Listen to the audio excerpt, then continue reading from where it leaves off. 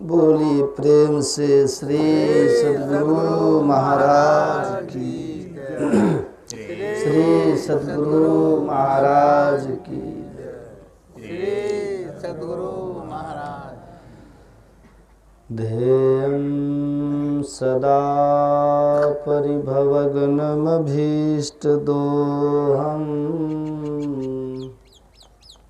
तीर्थास्पदं शिवविरञ्चिनुतं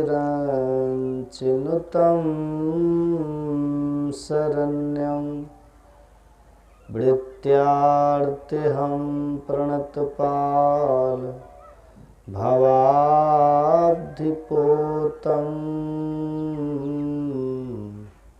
वन्दे महापुरुष ते चरणारविन्दम्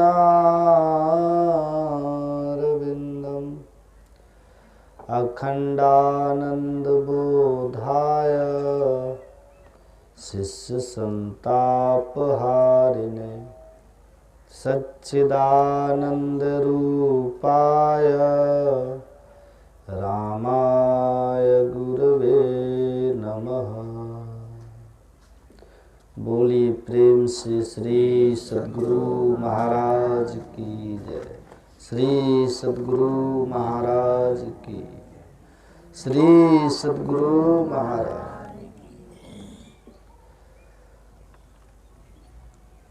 मंचासीन पूज्य स्वामी कमली बाबा,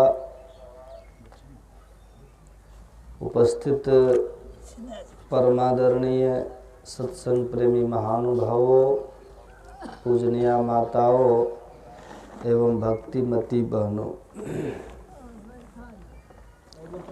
अभी हम लोग मुंडक उपनिषद का पाठ सुना है, फिर योग सिखोपनिषद का भी पाठ सुना है। कई अध्याय हम लोग सुन चुके हैं। आत्मा के बारे में सुना रहे थे, मुक्ति के बारे में सुन रहे थे।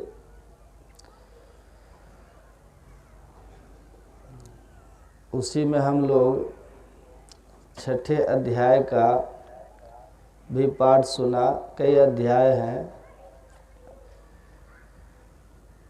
वो छठा अध्याय से योग सिखोपनिषद का, उसमें भगवान शिव का उपदेश है। भगवान शिव उपदेश करते हैं और ब्रह्मा जी श्रोता बन करके बैठ करके सुनते हैं। उसी का पाठ हम लोगों ने सुना। हम लोगों का शरीर जो है, ये मानव तन, इस मानव तन को सबसे श्रेष्ठ शरीर कहा गया है। और इस मानव तन में 72% जल है। क्या है? हम लोग का जो शरीर है ना, इस शरीर में 72% जल ही है, पानी की मात्रा है। और पानी में रस भी है, रक्त भी है, मज्जा, ये सब उसी में आता है। इस मानव के शरीर में 72% केवल जल है, अब बाकी में और सब है। उसी तरह से इस मानव शरीर में 72 करोड़ नस नाड़ियों का जाल बिछा हुआ है। 72 करोड़ नस नाड़ियाँ इस शरीर में है। ये जो हम लोग का जो मस्तिष्क है ना, ये मस्तिष्क देख रहे, ये ललाट का भाग, ये सबको नहीं होता। 84 लाख योनियों में ये जो ललाट है, ये सबको नहीं होता है। अद्भुत चीज़ है ये ललाट। बंदर को होता है पर विक्षिप्त, विचित्र होता है उसका, है ना। कई जानवरों को होता है लेकिन ऐसा नहीं होता है। ये मनुष्य का ये जो ललाट है, ये कपाल, ये अद्भुत है। केवल इसमें 1 करोड़ नाड़ियां हैं, केवल इसी में 1 करोड़, यही कपाल में केवल। आप विचार कीजिए, आप पूरे शरीर में 72 करोड़ नस नाड़ियां हैं। उन 72 करोड़ में भगवान शंकर कहते हैं, एकोत्तरम नाड़ी शतम तासाम मध्य परास्मृता सुषुम्ना तु परे लीना बिरजा ब्रह्म रूपिणी। भगवान शंकर कहते हैं ब्रह्मा जी, इस 72 करोड़ नस नाड़ियों में 101 नाड़ी प्रधान है।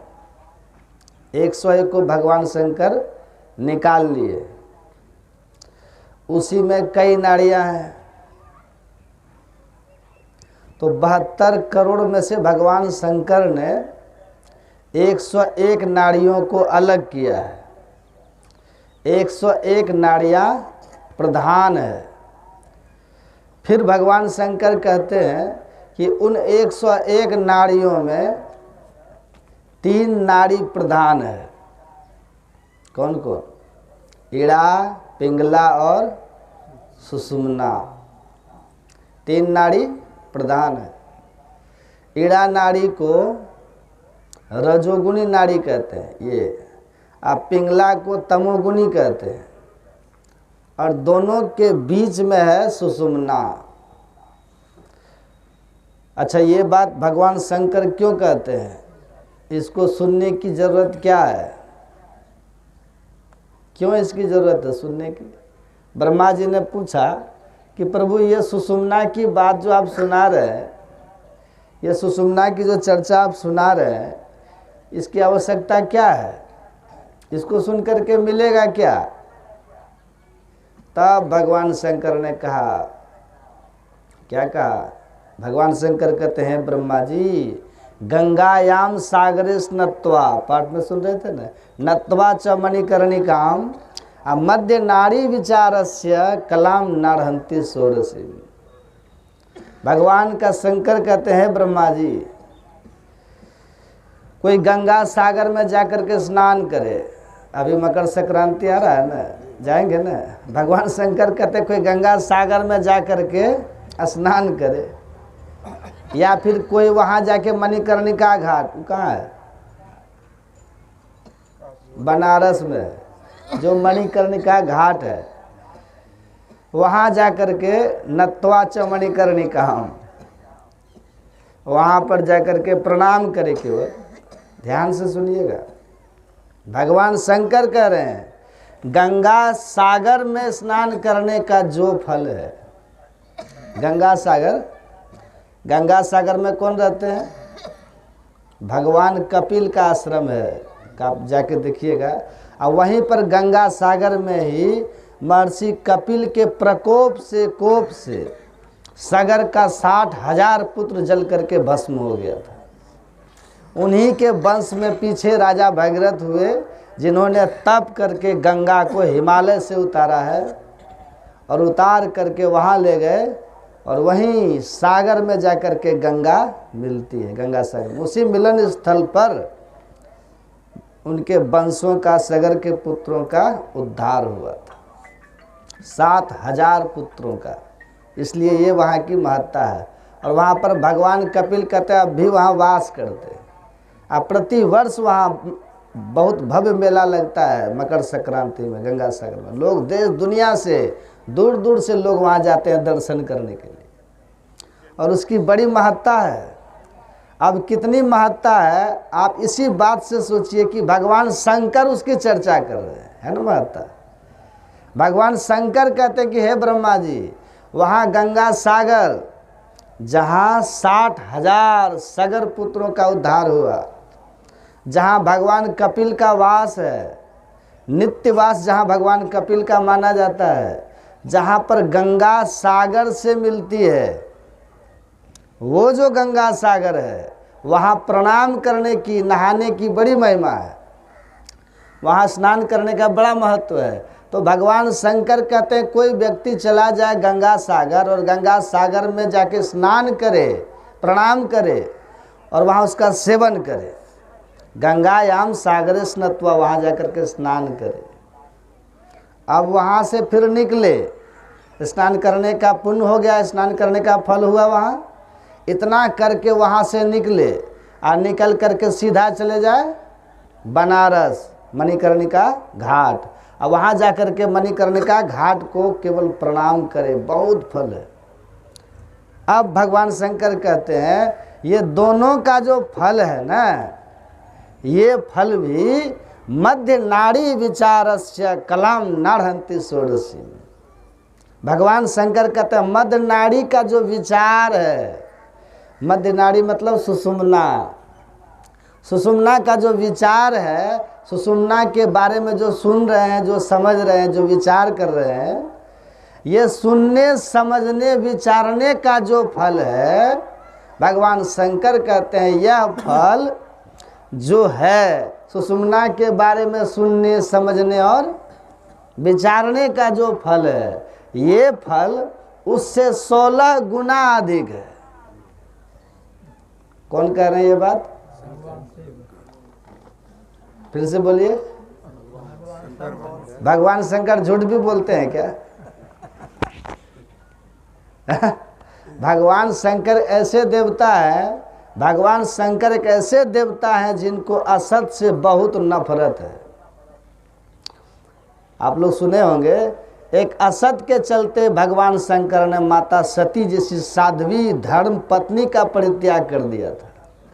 सोचिए, वो भगवान शंकर कह रहे हैं कि गंगा सागर में स्नान करने का जो फल है, अब मणिकर्णिका घाट में जाकर के प्रणाम करने का जो फल है, ये जो दोनों फल हुआ, इसका 16 गुना जितना फल होना चाहिए, वो फल इस सुषुम्ना के विचार मात्र से प्राप्त हो रहा है, हो जाता है विचार मात्र से।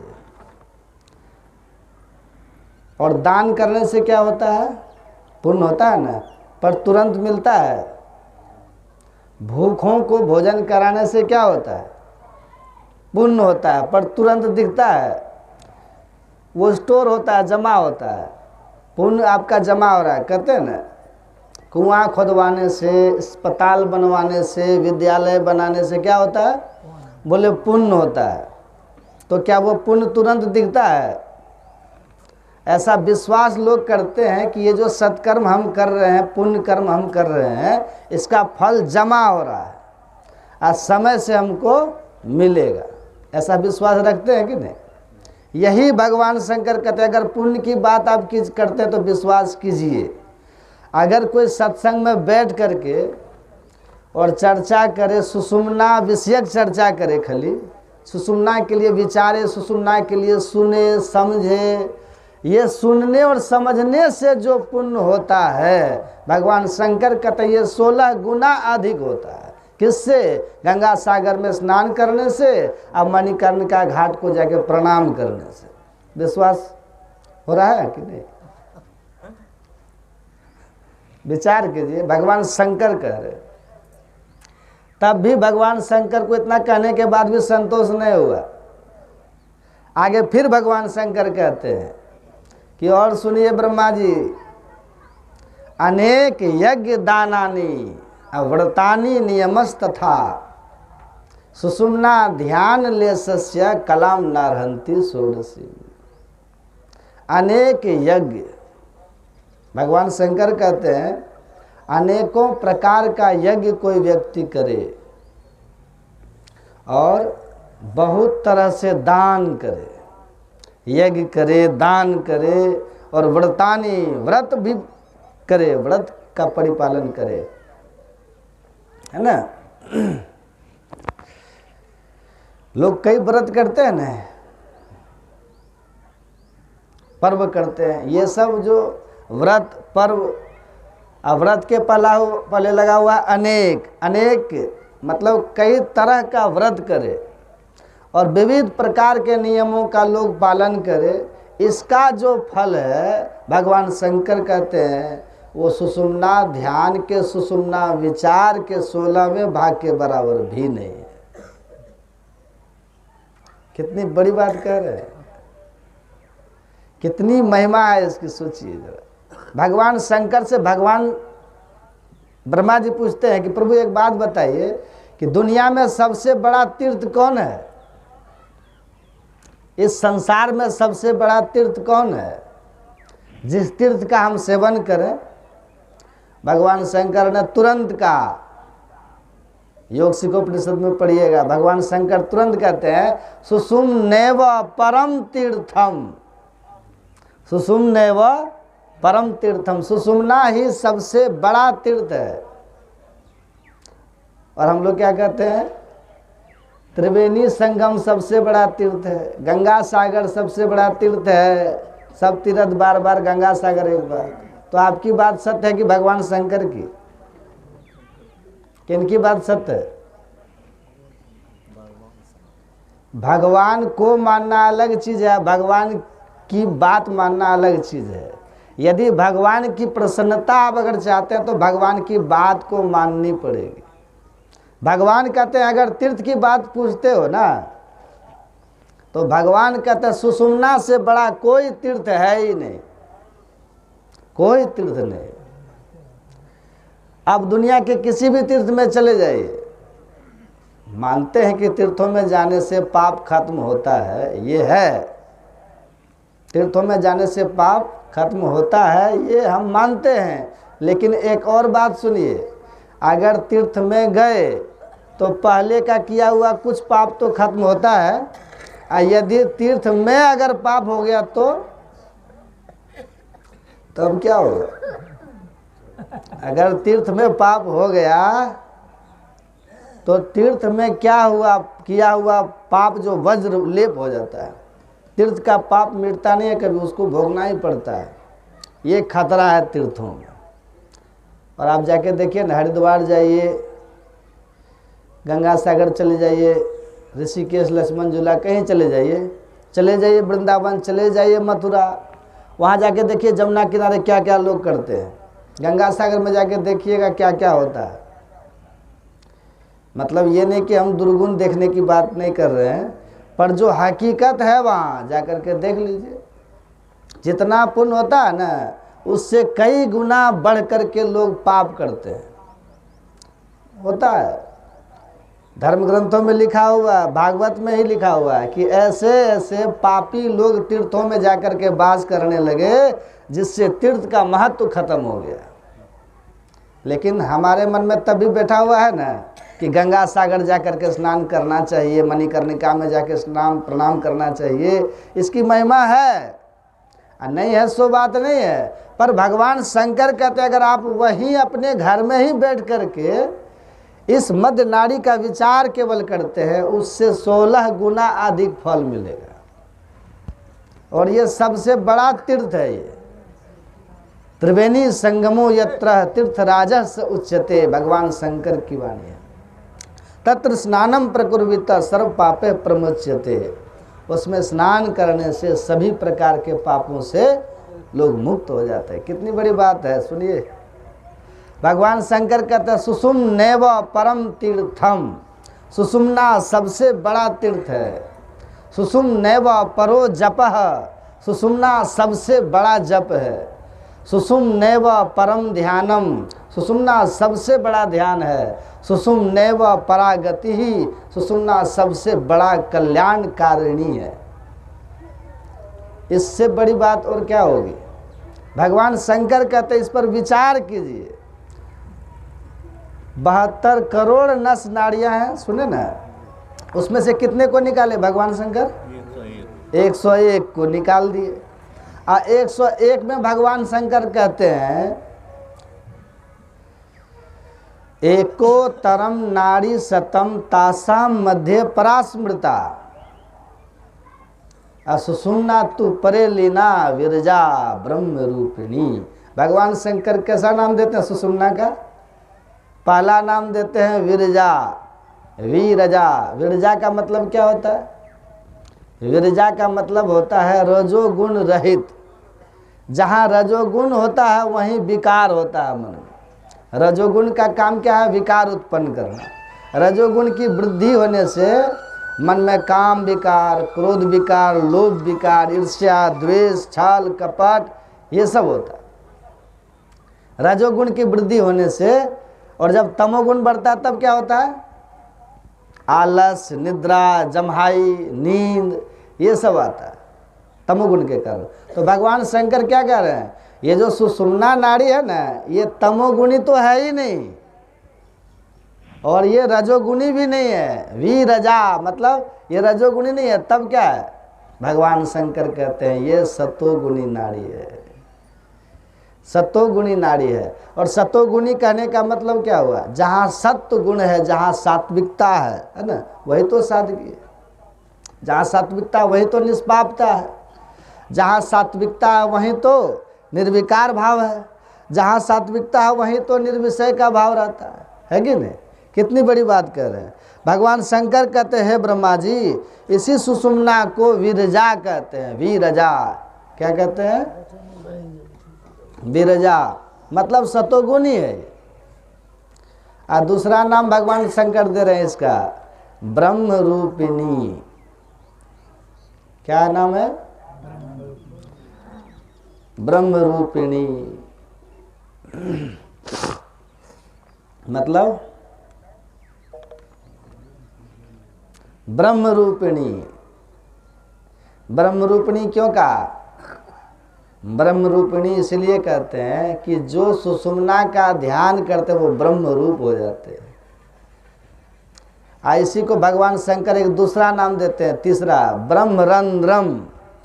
ब्रह्मरंध्र, ब्रह्मरंध्र कहते हैं, ब्रह्म रूप कहते हैं और विरजा कहते हैं। ये तीन नाम भगवान शंकर ने दिया है इसका मुख्य रूप से।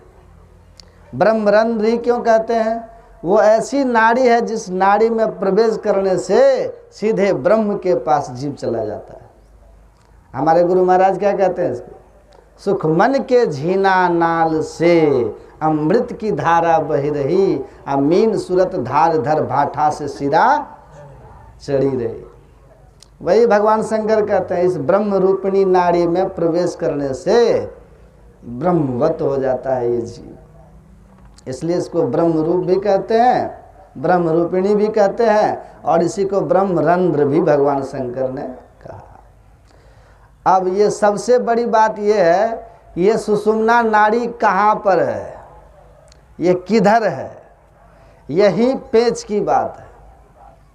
इसकी महिमा तो बहुत है, बड़ी महिमा। भगवान शंकर कहते हैं इसके बारे में विचार करने का भी जो फल है, वो फल भी गंगा सागर में स्नान और मणिकर्णिका घाट को प्रणाम करने के 16 गुना ज़्यादा है। कितनी बड़ी बात कह दी। अब फिर अनेकों प्रकार के यज्ञ, दान, व्रत और नियम का परिपालन करने का जो फल है, उससे 16 गुना अधिक है इसका फल। लेकिन अब पेच की जो बात कहते हैं कि ये सुषुम्ना नाड़ी है कहाँ पर, ये किधर है, भगवान शंकर कहते हैं सुषुम्ना तू परे लीना। सुषुम्ना तू परे लीना। भगवान कहते हैं ब्रह्मा जी, ये सुषुम्ना पर में विद्यमान है। पर कहाँ विद्यमान है? पर में। पर का मतलब क्या हुआ? पर का मतलब होता है ऊपर। पर का मतलब ऊपर। तो भगवान शंकर कहते हैं ये ऊपर में विद्यमान है। किसके ऊपर में? तो रजोगुण और तमोगुण, ईड़ा पिंगला ऊपर, इसके ऊपर। इसी को माता सहजोबाई कहती है खुलासा में। माता सहजोबाई कहती है भया जी हरिरस पी मतवारा। भया जी हरिरस पी मतवारा, 8 पहर झूमत ही बीते, डार दियो सब भारा। ईड़ा पिंगला ऊपर पहुंचे। कहाँ पहुंचे? ऊपर। भगवान शंकर क्या कहते हैं? सुषुम्ना तू परे लीना। भगवान शंकर जो कहते हैं, माता सहजोबाई उनको देख रही है, अनुभव कर रही है। भगवान शंकर कहते हैं पर में विद्यमान है, और माता सहजोबाई क्या कहती है? साधना करके देख करके तब कहती है ईड़ा पिंगला ऊपर पहुंचे। ऊपर जब गए तब क्या हुआ? सुखमन, वहां सुखमना है। सुखमन पाठ उघारा। यही बात है कठिन, यही इसी में समझने की बात है। इसी को जिस असली योग को नहीं जानने के कारण लगन मुहूर्त का योग देख देख करके भी लोगों के जीवन में मेल नहीं होता है। होता है? अगर इस योग को जीवन में धारण कर लेंगे तो सहज ही मेल और प्रेम हो जाएगा। क्योंकि विवाद क्यों होता है? अहम का टकराव जब होता है ना, हम विकारों के जब शिकार होते हैं, जब भीतर में क्रोध उपजता है, काम उपजता है, लोभ उपजता है, ईर्ष्या की भावनाएं आती है,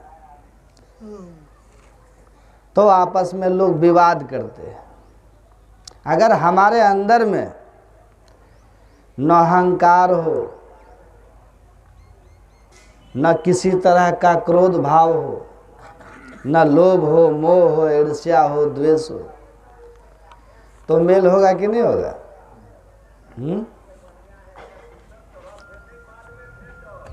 मोह होगा तो मेल टूट जाएगा। भाई भाई में एक प्रसंग है कि दो भाई थे, आपस में बहुत मेल था। ये योग देखिए केवल मोक्ष ही नहीं देता है, जीवन में भी आपको सुखमय जीवन जीने के लिए सिखाता है। जीवत ही करो आशा, जीते जी मुक्ति, जीते जी दुखों से छुट्टी, और जीते जी स्वर्ग की अनुभूति, जीते जी परमानंद की अनुभूति। स्वामी राम तीर्थ कहते थे, जब तक तुम अंधकार में रहते हो किसी से आपका स्थायी मेल नहीं होगा। समझ गए कि नहीं? स्वामी राम तीर्थ की पुस्तक में लिखा हुआ है, आंख बंद करने पर जो ये अंधकार देखते हो, इस अंधकार में रहते हुए अस्थाई मेल आपका किसी से नहीं होगा।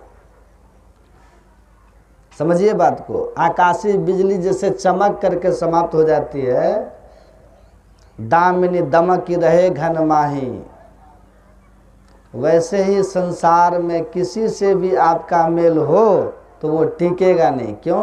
अंधकार है भीतर, वो स्थिर नहीं होगा। प्रेम स्थिर नहीं होगा, भाईचारा भी स्थिर नहीं होगा।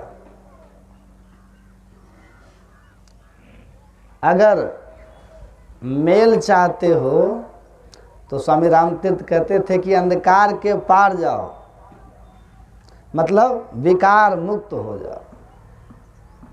अंधकार में विकार है, काम, क्रोध, लोभ, मोह, सब की प्रबलता कहाँ रहती है? अंधकार में। और जिनके हृदय ऐसे विकारों से भरा है, वह स्वार्थ में, ईर्ष्या में, नाना प्रकार के विकारों के कारण कहीं भी स्थिर प्रेम नहीं कर सकेगा, निस्वार्थ नहीं हो सकता।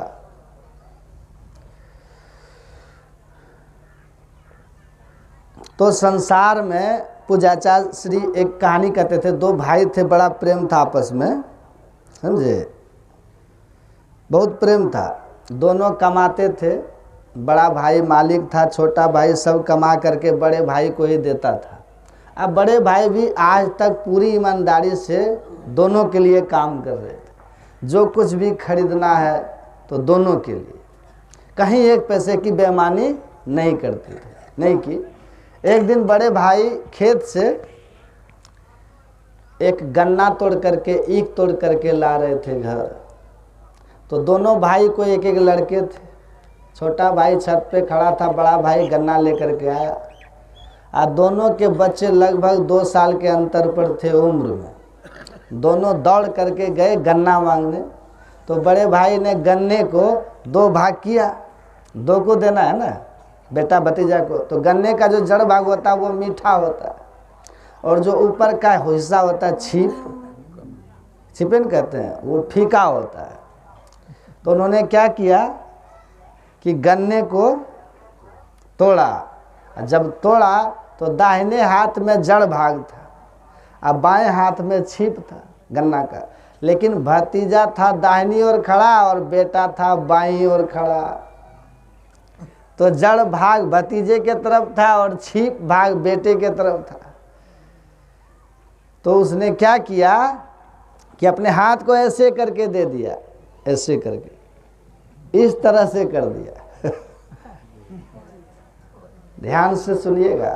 छोटा भाई नीचे उतरा, बड़ा भाई दरवाजे पर आया और कहा कि अभी इसी क्षण बंटवारा हो जाना चाहिए। कहा क्यों? क्या हो गया? आज तक तुमने जो कुछ किया हमने जो कमाया ईमानदारी से एक एक पैसे का हिसाब देता हूँ, विकास किया हूँ।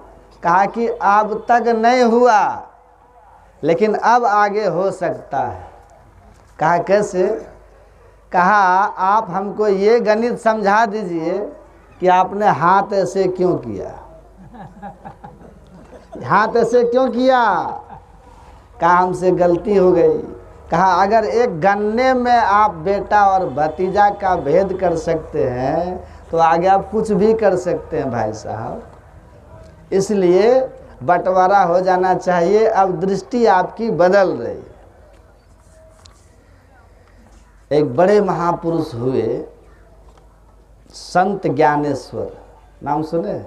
दक्षिण महाराष्ट्र में बाल संत थे, जन्मजात संत थे। इतने श्रेष्ठ महापुरुष थे, अद्वैत सर्व खर्मिदम ब्रह्म, सब जीव मात्र में ब्रह्म दर्शन करने वाले संत ज्ञानेश्वर। वो कहते थे, ब्राह्मण कुल में जन्म हुआ था उनका, लेकिन दक्षिण में जातिवाद इतना, पहले तो सब जगह था, इतना प्रखर था, छुआछूत की भावना, लेकिन वो नहीं मानते थे। सबको गले लगाना, सबके घर खाना, जिसके कारण जाति के लोग ही बहुत विरोध किए उनका। एक बार एक भैंस जा रही थी, कुछ ब्राह्मण लोग थे, उन्होंने कहा कि तुम कहते हो कि नाम रूप सब काल्पनिक है, सब में एक ही तत्व है, ब्रह्म तत्व। तत्व सत्य है और शरीर जो है वह काल्पनिक है, जड़ है, परिवर्तनशील है। आत्म तत्व की दृष्टि से सब एक है, कोई भेद नहीं। भगवान श्री कृष्ण ने कहा ना, विद्या विनय संपन्ने ब्राह्मणी गविहस्तनी सुनी च व स्वपाके च पंडितः समदर्शिना। विद्या विनय से संपन्न कोई ब्राह्मण हो, गाय है, हाथी हो, चंडाल है, जो ज्ञानी है, सच्चे पंडित है, वो सब में समभाव रखते हैं, समदर्शी होते हैं, सब में एक ही ब्रह्म को देखते हैं। तो वो कहते थे सब ब्रह्म के ही प्रकटीकरण है, इसीलिए भेद दृष्टि पाप है। ऊंच नीच का भाव रखना ये पाप है। तो एक भैंस जा रही थी, तो ब्राह्मणों ने कहा कि ये भी ज्ञानेश्वर ही है, ये भैंस भी ज्ञानेश्वर है। संत ज्ञानेश्वर ने कहा समस्त जगत ज्ञानेश्वर है, अर्थात एक ही है, ब्रह्म ही है। दो लाठी कस के कहा भैंस को मारेंगे तो तुम्हारा पीठ फटना चाहिए। कहा भैंस को दो डंडा कस के मारा गया, भैंस को कुछ नहीं हुआ, संत ज्ञानेश्वर की पीठ फट गई। श्री सद्गुरु महाराज इतने महान जन्मजात योगी थे। उन्होंने गीता पर एक टीका लिखा है, संत ज्ञानेश्वरी गीता, बहुत मशहूर टीका है उनकी। महज 21 साल के इस टीका को पूरा करके और 21 साल की उम्र में ही उन्होंने कहा मेरा काम अब हो गया, अब मैं चलता हूँ, और शरीर का त्याग कर दिया 21 साल की उम्र में। उस गीता के पहला श्लोक पढ़िएगा, जहाँ से शुरू होता है ना, धर्म क्षेत्रे कुरुक्षेत्रे समवेता युयुत्सवः मामका पांडवश्चैव किम अकुर्वत संजय। धर्म क्षेत्र कुरुक्षेत्र में युद्ध की इच्छा से उपस्थित हुए मेरे और पांडु के पुत्रों ने क्या किया, हे संजय मुझे बताओ। धृतराष्ट्र पूछ रहा है संजय से, जो हस्तिनापुर में वेदव्यास जी महाराज की दी हुई दिव्य दृष्टि से सब कुछ साफ साफ देख करके और धृतराष्ट्र को कमेंट्री सुना रहा था। देखिए संत ज्ञानेश्वर कहते हैं सारी महाभारत इसी श्लोक में, सारी महाभारत, सारा युद्ध, लड़ाई झगड़ा, द्रौपदी का चीर हरण, राज अज्ञातवास, जो कुछ भी हुआ है, सारा का सारा विवाद इसी श्लोक में छिपा हुआ है। कुछ श्लोक में, किस श्लोक में? माम का पांडवश्चैव, मेरे और पांडु के पुत्र। धृतराष्ट्र को दुर्योधन अपना पुत्र दिखता है, युधिष्ठिर अपने भाई का पुत्र दिखता है, और मेरा पुत्र मैं और मोर तोड़ते माया। मेरा पुत्र का जो मोह है धृतराष्ट्र को, उस मोह ने उसको ऐसा पुत्र का मोह, मेरा पुत्र मेरा पुत्र, ये मोह उसको ऐसा अंधा कर दिया है, ऐसा अंधा कर दिया कि उस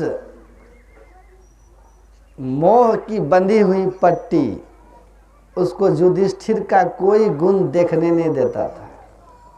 पांडव तो गुण के खजाने थे, लेकिन उसको पांडवों में गुण दिखाई नहीं दे रहा था धृतराष्ट्र को। और दुर्योधन, नाम भी दुर्योधन और काम भी दुर्योधन, दुष्ट था, लेकिन पुत्र के मोह में अपने पुत्र की दुष्टता उसको दिखाई नहीं दे रही थी, और इतना मोहग्रस्त था कि भरी सभा में पुत्र अपने ही भाई की तो वो बहू थी ना द्रौपदी, नंगा करने के लिए आदेश दे रहा है।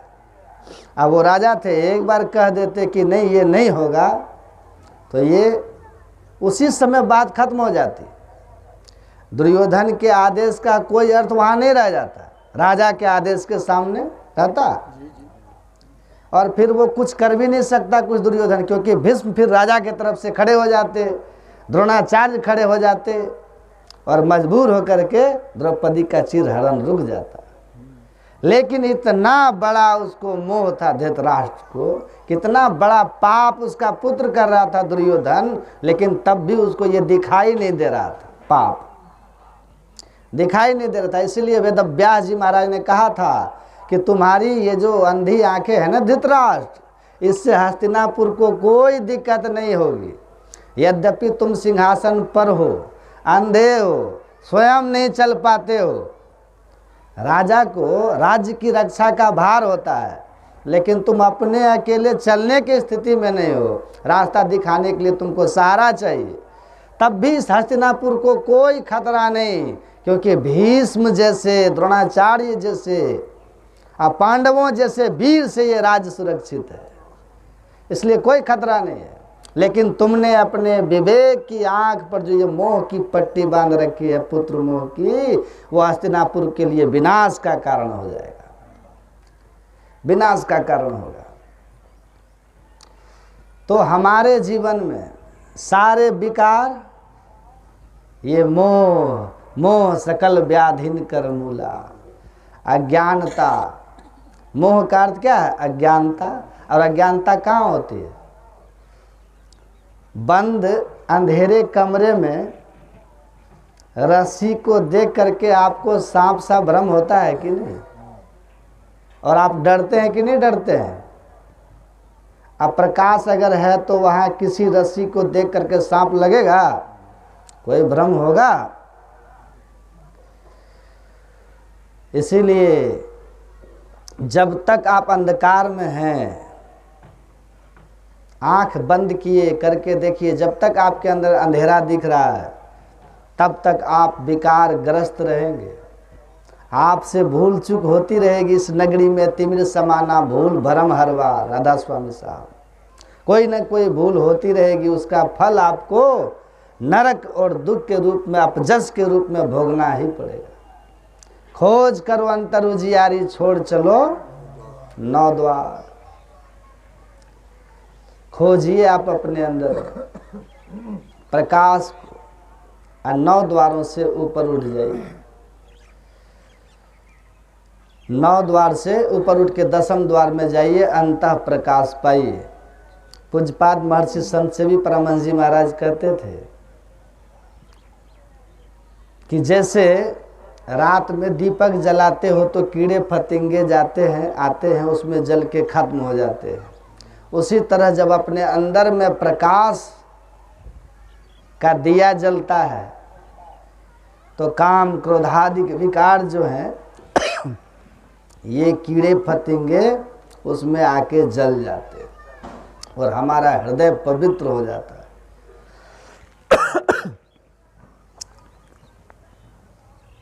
आप लोगों ने सुना होगा संत के रूप में प्रसिद्धि जिन्होंने बहुत पाई थी, क्या नाम था, दुर्भाग्य से आज जेल में है, आसाराम बापू। कुप्पा घाट आश्रम आए थे तो महर्षि संत सेवी परमहंस जी महाराज बाद में भी आए थे, आचार्य श्री के समय में भी आए थे, पूज्य हरनंदन बाबा के समय में भी आए थे। तो पूज्य संत सेवी जी महाराज के समय में जब आए थे तो मैं भी था, तो उन्होंने पूज्यपाद के कमरे में जाकर के कहा आपके कमरे का वातावरण तो बड़ा शांत है महाराज, अगर आप देसी गाय का घी, देसी गाय के दूध का जो घी होता है उसके दिया जलाए तो कमरे का वातावरण और पवित्र होगा। पूज्यपाद महर्षि संत सेवी परमहंस जी महाराज ने कहा कि बाहर दिया जलाकर, घी के दिए जलाकर कमरे का वातावरण साधु शुद्ध नहीं करते, साधु के हृदय में दिया जलना चाहिए, हृदय में दिया जलना चाहिए तो भीतर का वातावरण शुद्ध हो जाएगा। और जिसका भीतर का वातावरण शुद्ध हो गया वो जहां बैठ जाएगा वहां का वातावरण शुद्ध कर देगा। श्री सद्गुरु महाराज। इसीलिए संत महापुरुष के लिए कहते हैं ना कि वो जहां बैठते हैं जो कुछ गंधी दे नहीं तो भी वास सुवास, क्योंकि अंदर में कोई विकार ही नहीं है। जो भी उसके शरीर से उत्सर्जित हो रही है आभा वो सात्विक आभा है, उस आभा में आप आएंगे तो सहज शांति आपको प्राप्त हो जाएगी। महर्षि रमन बिना बोले दुनिया में फैल गए हैं। तो उन्होंने कहा कि कबीर साहब ने कहा अपने घट दिया ना बारू रे, नाम का तेल सूरत के बाती ब्रह्म अगिन उदगारू रे। ये अपने में दिया जलाओ, यही योग है। एक दृष्टि करी समसरी जाने, योगी कहिए सोई। अंतर दृष्टि की युगल धारों को एक करके इस अंधकार के वज्र कपाट को तोड़ दीजिए, अंतः प्रकाश हो जाएगा।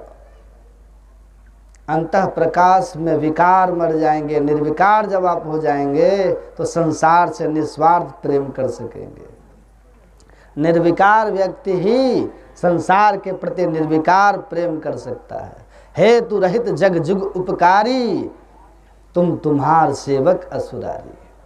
परमात्मा के जो जानने वाले, विकार मुक्त षड विकार जित अनग अकामा अचल अकिंचन सुचि सुख धाम। काम क्रोध लोभ मोह मद मात्सर्य, 6 विकारों को जीते हुए संत संसार के कामनाओं से मुक्त होते हैं। वे अपने आप में सुख के धाम होते हैं। आप लोग बद्री धाम, केदार धाम, कौन कौन धाम, वैद्यनाथ धाम और कौन धाम है, जगन्नाथपुरी, गंगोत्री, यमुनोत्री धाम, हाँ बहुत सारे धाम का नाम सुने होंगे, लेकिन सुख का धाम कहीं देखे हैं? सुख का धाम कहाँ है? गोस्वामी तुलसीदास जी महाराज कहते हैं, सट विकार जित, अंतर साधन करके, योग साधन करके, जिसने अपने अंदर के विकारों को जीत लिया, अनघ पाप रहित खुद को कर लिया, अनघ अकामा मतलब कामनाओं से मुक्त कर लिया, अचल अर्थात सत्य में जिसकी एकदम निष्ठा स्थिर हो गई, सत्य में जिसकी निष्ठा स्थिर हो गई। गुरु तेग बहादुर की गर्दन कट गई, लेकिन अपने सत्य के साथ उन्होंने समझौता नहीं किया, गर्दन जाने दिया, सत्य का संग नहीं छोड़ा, यही अचल। संत सुकरात को जहर का प्याला पीना पड़ा, पी लिए, सिद्धांत से समझौता नहीं किया।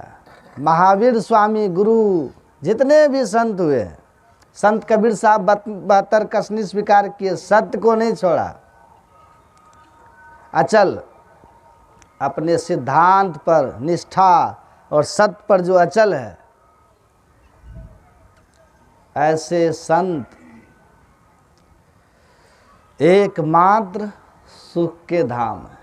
उनके पास जाकर के ही आपको सुख मिलेगा। और उनकी बताई हुई युक्ति से जब आप साधन करने लगेंगे तो भजन में होता आनंद आनंद, आपके अंदर में आनंद बढ़ने लगेगा, सुख बढ़ने लगेगा, और बढ़ते बढ़ते एक दिन आप परमानंद को पालेंगे। इसीलिए यह जो योग है, इसका ज्ञान संत ही बताते हैं और बहुत कठिन नहीं है। राजयोग क्या है? योग मह योगी, राज मह राजा, जोग मह जोगी, तप में तपेसुर, गृहस्थ मह भोगी, ध्याय ध्याय भक्त सुख पावा, नानक तिस पुरुष का किन अंत न पावा। नानक सतगुरु भेटिया पूरा होवे जुगति, हसन दिया खेलन दिया, खानन दिया पहनन दिया, बीचे होवे मुक्ति। ये ऐसा सहज योग है, राज योग है, श्रेष्ठ योग है और सबसे होने वाला है कि नहीं? तो इसलिए हमारे गुरु महाराज कहते हैं आपको परमात्मा को पाने का साधन है ये योग। इसका ज्ञान हो जाए तो आपका कल्याण हो जाएगा। सबसे श्रेष्ठ भगवान श्री कृष्ण ने कहा, तपस्वी भी धिको योगी, ज्ञानी भ्योपी मतोधिकः, कर्मी भ्यश्चाधिको योगी, तस्मात् योगी भवार्जुन।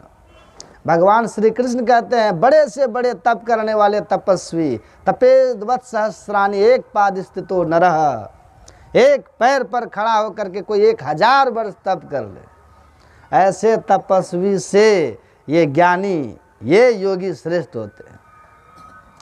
भगवान श्री कृष्ण के वचन है, 1000 वर्ष तप किया कोई खड़ा होकर, एक पैर पर, कोई अपने वृत्ति को एक क्षण सुषुम्ना ध्यान, अंतः प्रकाश पाने के लिए दृष्टि की युगल धारों को एक करने का अभ्यास किया केवल, उस तपस्वी से ये योगी श्रेष्ठ है। बड़े बड़े तपस्वी हुए ना, लेकिन किसी का विकार नष्ट नहीं हुआ। हिरण्यकश्यप ने कितना तप किया लेकिन भगवान का विरोधी हुआ। रावण ने गर्दन काट काट करके भगवान को चढ़ा दिया। ऐसा तपस्या किसने किया? लेकिन रावण का क्या हाल था? पढ़िए वाल्मीकि रामायण, क्या लिखा उसमें। रामायण में उनके वाल्मीकि जी ने रावण के बारे में बहुत लिखा है। ऐसे कामी पुरुष थे रावण कि जिसका वर्णन नहीं किया जा सकता है इस मंच से। तो तब कैसा था? भस्मासुर का ऐसा तप कि भगवान शिव को प्रत्यक्ष करके वरदान क्या मांगा? जिसके सिर पर हाथ रख दे वो जलकर भस्म हो जाए। दूसरे का नाश करने की बात कौन सोचेगा? जो भिखारी होगा वही ना। और ऐसा उसने क्यों सोचा कि पहले भोले बाबा को भस्म कर दे? क्योंकि पार्वती को प्राप्त करने की उसके अंदर भावना थी। काम विकार से पूरी शिकार हो चुका था पूरा। तो बड़े बड़े तप करके भी भगवान श्री कृष्ण कहते हैं विकार नहीं मिटते। योग की साधना करोगे, सतगुरु सतगुरु नित्य ही पुकारत, छीजत पाप समूह रहे। जैसे गुरु के दिव्य मंत्र को आप जपना शुरू कर देते हैं, आपके अंदर के विकार हटते चले जाते हैं। गुरु नानक देव जी कहते हैं, मूत पलीती कपड़ा होई, दे साबुन ले ये सो धोई, भरी ये मति पापा के संग सो धोवे नावे के रंग। गुरु नानक देव कहते हैं जैसे आपका कपड़ा गंदा हो जाता है तो साबुन सरफ मार करके उसको साफ करते हैं, उसी तरह जैसे आपके अंदर में पाप वृत्ति जो है, जैसे ही गुरु मंत्र का जप करना शुरू करते हैं, पाप वृत्ति वहीं से आपकी हटनी शुरू हो जाती है। विकार आपके हटने शुरू हो जाते हैं। मानस रूप हिये में धारत, काम क्रोध मद लोभ दहे। जब इष्ट का रूप, सदगुरु का रूप आप अपने हृदय में बसाते हैं तो आपके हृदय से विकार और घटते हैं। और जब अंतः प्रकाश के लिए दृष्टि योग की साधना करते हैं, अंतः प्रकाश प्राप्त करके एक अवस्था प्राप्त कर लेते हैं प्रकाश मंडल की, तो कहते हैं आपके सारे विकार नष्ट हो जाते हैं। तो तपस्वियों से ये योगी श्रेष्ठ है। ज्ञानी व्योपि मतोधिका, और केवल शास्त्रों को जानने वाले ज्ञानियों से ये योगी श्रेष्ठ होते हैं। सारे शास्त्र याद है आपको, बैसाख सकलो साख ग्रंथन की रहे जानत को, अध्यान बिनु मन अथिर जो तो शांत नहीं पावे सो। समस्त धर्म ग्रंथों का ज्ञान भले आपको हो, लेकिन अगर आप ध्यान नहीं करते, योग नहीं करते, तो आपके ये ज्ञान कोई अर्थ नहीं रखते। हमने पढ़ा है योग वासिष्ठ में भगवान राम से महर्षि वशिष्ठ ने कहा था, हे राम, समस्त धर्म ग्रंथों को किसी ने कंठस्थ कर लिया हो, लेकिन प्रेम भक्ति जल बिनु रघुराई अभियंतर मल कबहु न जाई। लेकिन प्रेम भक्ति के जल से जिसने अपने हृदय को नहीं सिंचित किया, उसके समस्त धर्म ग्रंथ मृत्यु काल में ऐसे ही व्यर्थ हो जाते हैं, उसका साथ छोड़ देते हैं, जैसे पंख उगाने पर पक्षी के बच्चे अपने पूर्व माता पिता के घोंसले का त्याग कर देते हैं। अर्थात वो ज्ञान काम नहीं आते, वो ज्ञान काम नहीं आता। आदित्यो चतुरो वेदान बहुशास्त्राणि नेक सह, अब्रह्म तत्व न जानाति दर्वी पाक यसम यथा। ऐसे ज्ञानी उस कलछुल की तरह है जो बहुत तरह के व्यंजनों में चलते तो हैं, पर किसी का स्वाद नहीं जानते। पर इतना ज्ञान तो सबको जरूर होना चाहिए कि ईश्वर का स्वरूप क्या है। रामकृष्ण परमहंस कहते थे, अगर किसी को समझाना हो तो बहुत धर्मशास्त्र की जरूरत पड़ती है तर्क दे देकर समझाने के लिए, लेकिन अपने कल्याण के लिए, जैसे आत्महत्या करने के लिए एक ब्लेड काफ़ी होता है, एक रस्सी काफ़ी होती है, वैसे ही आत्म कल्याण करने के लिए गुरु की बताई हुई योग का ज्ञान काफ़ी होता है। अगर शिष्य गुरु द्वारा प्रदत्त ज्ञान का आदर करे और उसको अपने जीवन में उतार ले, भले वेद पुराण वो नहीं जानता, फिर भी उसका परम कल्याण सुनिश्चित है। तो इसीलिए कहा कि धर्मशास्त्र बहुत याद है, लेकिन अगर सदगुरु की सदयुक्ति से योग साधन नहीं करते तो वो कहते हैं ऐसे ज्ञानियों से योगी बहुत श्रेष्ठ होते। कर्मी भ्यश्चाधिको योगी, बहुत तरह के कर्म कांड जो लोग करते हैं, यज्ञ जो लोग करते हैं, रुद्र महायज्ञ और विष्णु महायज्ञ, बहुत तरह के लोग यज्ञ करते हैं। इन यज्ञों के फलस्वरूप क्या होता है? स्वर्ग का संस्कार पड़ता है। पुण्य से लोग स्वर्ग जाते हैं, लेकिन पुण्य क्षीण होने पर फिर संसार चक्र मिलता है। लेकिन उन कर्मकांडियों से ये योगी बहुत श्रेष्ठ होते हैं। क्यों? क्योंकि भगवान कहते हैं इस योग के आरंभ का नाश नहीं होता। नेहा विक्रम नास्वस्ति प्रत्यवायोर न विद्यते स्वल्पमभ्यस्य धर्मस्य हताते महतो भयात्। इस योग का जिसने आरंभ कर दिया है, जो नित्य नियमित बैठ करके ध्यान कर रहे हैं, इसका फल क्या होगा? इसका थोड़ा थोड़ा अभ्यास भी महाभय, अर्थात उस कर्मकांड के यज्ञ का फल, उसका संस्कार स्वर्ग में ले जाएगा। पुण्य छीन होगा, छीने पुण्य मर्त लोके विसंति। फिर आप कहाँ कहाँ कौन कौन जोनी में जाएंगे, कौन कौन पता नहीं, लेकिन इस योग के आरंभ का कोई नाश नहीं होगा। एक बार आरंभ हो गया तो आपको मरणोपरांत फिर मनुष्य शरीर ही मिलेगा, और जब तक आप परम पद तक नहीं पहुंच जाएंगे, इसका संस्कार मोक्ष में जाने का, ये मोक्ष पद तक पहुंचा करके ही आपको छोड़ेगा। इसीलिए भगवान कहते हैं शास्त्र ज्ञानी हो, चाहे तप तपस्या करने वाला हो, और चाहे बहुत बड़े बड़े यज्ञ का करने वाला कोई हो, हे अर्जुन, इन सभियों से जो योगी होते हैं, जो बैठ करके ध्यान साधन करते हैं, सबसे श्रेष्ठ होते हैं। इससे विकार दमन होता है, मोक्ष की गति होती है, और जब तक मुक्ति नहीं हो जाती पुनर्जन्म मनुष्य शरीर में होता है। तो ऐसा महान योग है ये, इसलिए सभी संतों ने इसका प्रचार किया है। और कहा कि आप सब कोई कर सकते हो, बस खान पान को पवित्र रख करके संसार के काम को करते हुए आप समय निकाल करके इस साधन को कीजिए। गुरु महाराज कहते हैं भाई योग हृदय वृत्त केंद्र बिंदु जो चमचम चमके ना, वह जो विकार से मुक्त होने का जो मार्ग है योग हृदय दोनों आंखों के ठीक मध्य में, जिसको सुषुम्ना शिव नेत्र सहरक कहते हैं, चमचम चमकता। लेकिन कब? नजर जोड़ी धसी ताही में धुनी सुनी पावे ना। जब आप दृष्टि की युगल धारों को आपस में जोड़ देंगे, एक दृष्टि करी समसर, बाएं दाएं दृष्टि की धारें जब अंदर में मिल जाएंगी तो ईड़ा और पिंगला का जैसे संगम होगा, सुषुम्ना में अंतः प्रकाश हो जाएगा। कहते हैं ये बड़ा सहज है, बस आराम से बैठिए कीजिए, प्रकाश होगा, धुन सुनोगे और सूरत शब्द की करे कमाए निज घर जावे ना, और निज घर में निज प्रभु को पावे अति हुलसावे ना। तो बस इतना ही है कि बैठिए, सुबह शाम समय निकालिए और नैनन मूंदी को ध्यान को साधन करो, बैठ दृढ़ होय सुखासन, मानस जाप नाम उन्हीं केरा, मानस ध्यान रूप उन्हीं केरा, यही अवलंब ध्यान कछु होई, पुनः दृष्टि बल कीजे सोई, और सुखमन बिंदु को धरो दृष्टि से, सूरत छुड़ाओ पिंड सृष्टि से, धर कर बिंदु सुनो अनहद ध्वनि, विविध भांति की होती पुनि पुनि, धुनि सुनी सूरती चढ़ती जाई, अंतर पर टूटे दुखदाई। ये संतों का मूल ज्ञान है, एकदम मूल ज्ञान है। तो ये सदगुरु के शरण में जाकर के इनकी सदयुक्ति लेकर के साधन कीजिए, शरीर में आपको सब कुछ मिल जाएगा। इस गुफा में अखुट भंडारा, 30-20 बच्चे हरि अलग अपारा। गुरु नानक देव कहते हैं सब कुछ घर में ही बाहर नाही, अब बाहर टोले सो भरम भुलाही।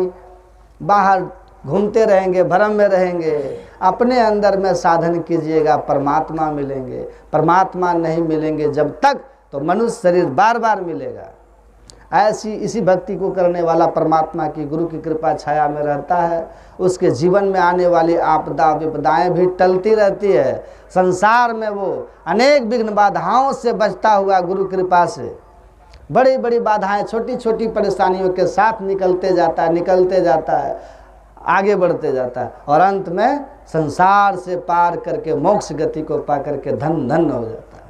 तो भक्ति कीजिए, लेकिन भक्ति के स्वरूप को समझ के कीजिए। इसीलिए सीधी सरल भक्ति है, शरीर को ही मंदिर बनाइए, इसमें अभक्ष मत डालिए। ये शरीर है, शिवालय है। बाहर के शिवालय में कितनी पवित्रता लोग जाते हैं। ईश्वर के शिवालय को जिसको शिव कहते हैं, स्वयं देहम शिवालयम प्रोक्तम, ये शरीर ही शिवालय है, ईश्वर कृत है। इस शिवालय में मुर्गा, अंडा, दारू, खैनी, सिगरेट, क्या क्या लोग, गुटखा, क्या क्या आप डाल देते हैं। तो इस शिवालय को पवित्र रखिए और अपवित्र रख करके ध्यान भजन कीजिए, तो आप गुरु महाराज की कृपा से, ईश्वर की कृपा से संसार में भी सुख से रहिएगा, शांति भीतर बनी रहेगी और परमार्थ भी आपका सिद्ध हो जाएगा। देखिए यहाँ मंटू जी ने यहाँ सत्संग का कार्यक्रम अपने पिताजी के पुण्य स्मृति में किया, जिसमें आप सभी लोग यहाँ आए, कल से इस ज्ञान को सुना। जो कोई भी इस ज्ञान यज्ञ में, जो भी इसमें धन लगाए, बड़े सौभाग्यशाली हैं, ईश्वरीय कृपा के पात्र हैं। जो धन नहीं लगाए, तन से सेवा किए, उनकी भी महिमा है। जो ना तन लगाए ना धन लगाए, लेकिन आकर के सुने, तो उनकी भी कम महिमा नहीं है, क्योंकि सुनना भी परमात्मा की भक्ति है। भगवान राम कहते हैं ना, प्रथम भक्ति संतन कर संगा, दूसरी रति मम कथा प्रसंगा। आकर के प्रेम से आप लोग सत्संग को सुने तो भगवान कहते हैं ये भी हमारी दूसरी भक्ति है। और ऐसी भक्ति भी अगर कोई करता है तो वो भी सोई अतिशय प्रिय भामिनी मोरे, वो भी मुझको बहुत प्रिय है। तो आप सभी सौभाग्यशाली हैं जो यहाँ आए, सुने, समय दिए। मेरी प्रार्थना है सदगुरु महाराज से कि आप सब लोगों का जीवन सुखमय, आनंदमय, इसी तरह ध्यान सत्संग में हो। बोलिए प्रेम से श्री सदगुरु।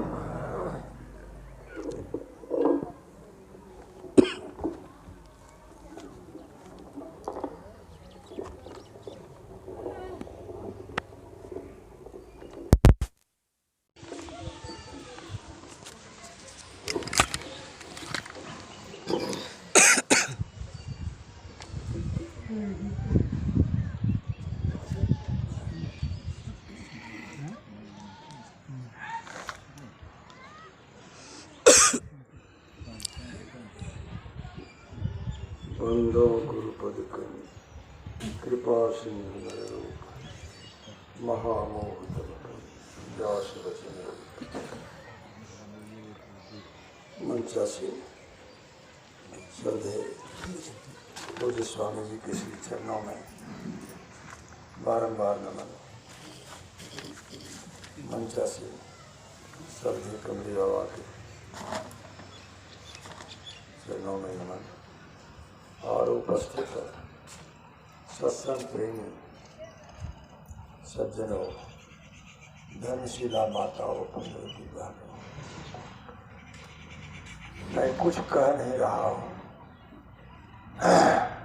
आप लोगों ने जो श्रवण किया उसको अपने जीवन में उतारिए। कल भी मैंने कहा मुझे दुख होता है, दुख आपके लिए है, आपका कल्याण हो इसके लिए दुख होता है कि आप भटक गए।